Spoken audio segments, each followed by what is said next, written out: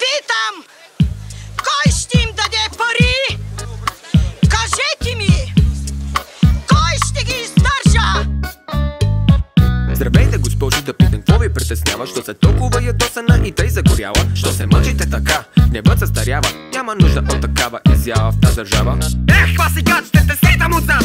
Няма хора се обаждаш, ти си още млад. Иска пак соца да се тъпча на обяд, докато други мрат от глад. Колко ме яд? Питам, кой ще им даде пари?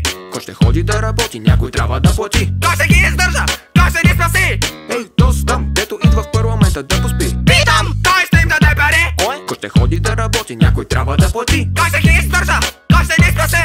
За ще ви премият гадни ръкви българи. Госпожо, моля ви се, струвате ми се малко пияна. Каква е тая проява и какво се правите на корава? Стига врява, слава богу, моята охрана е тук. Инак щеше да се сбием, аз съм до тук.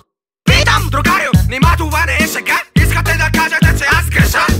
Аз съм родила 4 деца, няма да ги дам на лошеца. Ще ги паса като синчета, ще им бърша бръсите до пета, чак до пубертета. Ще ги гледам като ръчета, ще са мили, ще са стройни. Мисля, че мина куплета, да не си на гости. Сигурно, рожбите ти много са достойни, все пак не са те виновни, че са неграмотни. Превърнали са се в едни опасни шофьори. Абе, кой са вие прости да ви гръмне антихриста? Ах, колко хубаво си беше социализма! Нека се върнем на предишната Рима. Ти се тъпна ли ме мислиш, че не спасам твоите рими лоши? Стига бе, дори не са чак толкова сложни. Писна ми, Саша ви ръци от сета. Пуснете пистолета! Да бе, как да пусахте държавата проклета? Саша, мрете момчета и после кмета. България ще бъде отново на 3 морета. Ще те убия, бе, идиот! Спри музиката!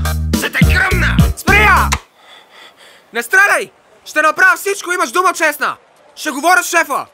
Ще измислим някаква схема! Ха! За малко да ревна. Аре бе, майка ти де!